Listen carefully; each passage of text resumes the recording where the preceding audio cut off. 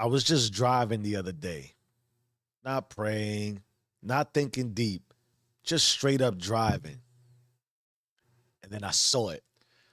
A dead raccoon in the middle of the road, laid out, stretched, mouth wide open, blood pooling beneath it, eyes shut, but not collapsed. Like they still remembered something. And it stopped me because I had to ask,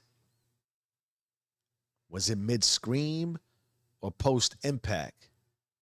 Did it see death coming and stretch its body to escape? Or did it lie there after the hit, grasping, not gasping, just hoping someone would stop? Then I thought about the driver. Did they see it? Did they swerve in that corner? Whoa, I had to do it. Sorry. Did they feel it? And even if they had a flesh of remorse, you and I both know they just kept driving. Because that's what we do, right? We hit something, maybe even ourselves, and we whisper, damn, and then keep going. But what if that raccoon wasn't roadkill? What if that was your spirit? Laid out, stretched wide, mouth open, still bleeding. Not dead, just unclaimed. You are breathing. You are posting. You're scheduling meetings. Maybe you're even hitting the gym. But some part of you, some real part of you is still laid out in the middle of your memory. And you just keep driving past it every goddamn day. Warning, this protocol resurrects the forgotten. You will be asked to return to the scene of your own hit and run. You will be forced to ask the question you buried under momentum. Did I kill my own movement and never call the coroner?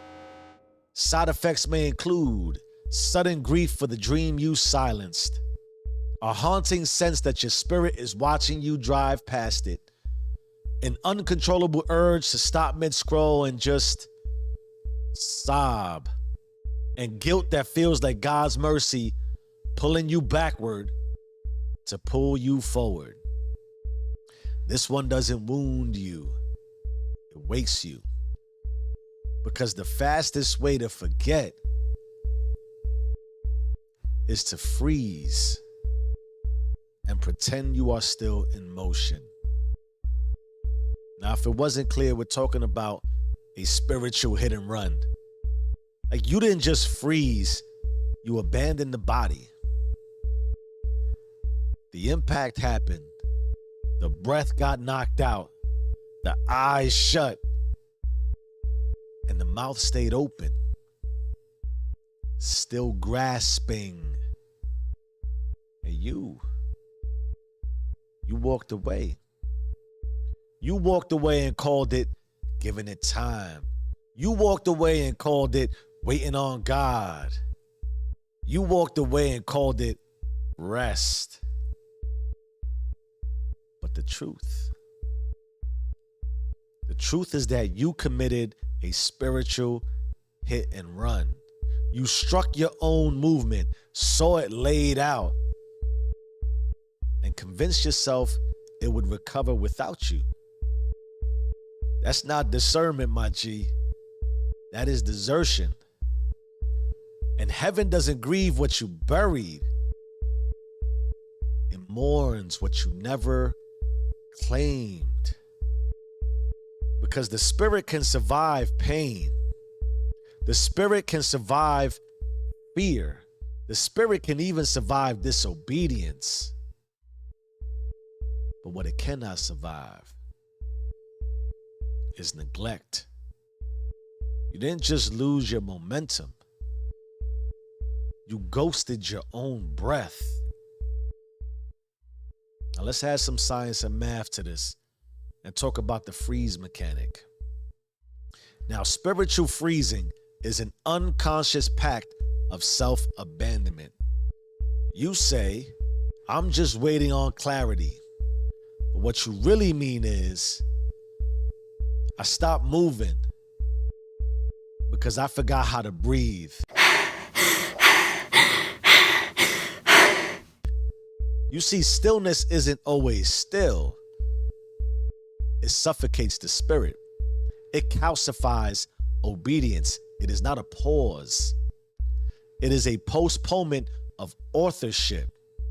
Now, psychologically, freezing is the final adaptation before collapse. Spiritually, freezing invites silence.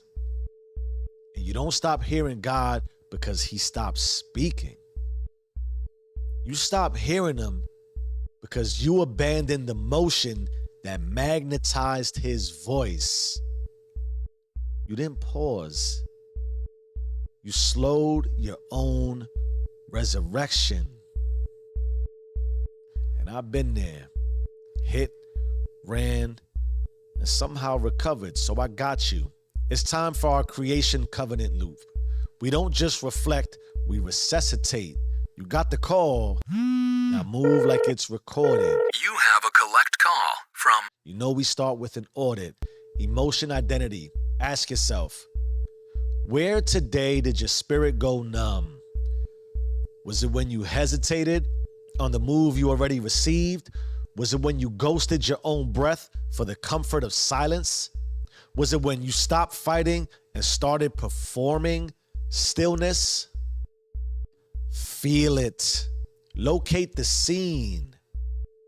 Name the moment you hit the body and left it behind. Then you want to hit it with the remix. Thought identity.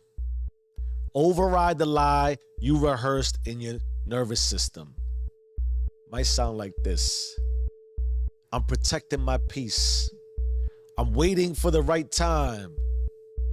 I'll come back to it later. No. You are late to your own funeral. So say this instead. I am not late. I am alive. And thank you, God. I don't freeze. I re-enter. I don't drive past. I resuscitate. Then you want to re-record. This is action identity. Move. Not for applause, not for clarity, but for CPR. Write the message. Speak the truth. Speak your truth. Stretch the breath. Breathe like it's borrowed time. Your action doesn't prove you are ready. It proves you are still here. Emotion sealed, thought aligned, action authored. Now repeat until remembrance rewires your reality. Let's bring this to a close. Somewhere in you is a body, still warm, still wide-mouthed, still bleeding. And every scroll you do today, every meeting you attend, every distraction you invite is another mile driven away from where your soul still lies. Now you can keep moving. You can keep pretending. But if you don't go back and pick it up, you are not living. You're just breathing over a burial site. No more excuses. You got the call. You saw the body. Move like it's recorded because you own it or be owned by it. You either run the system or the system runs you. Change your mind, change your life. I am who I say I am. Do you and stay rich.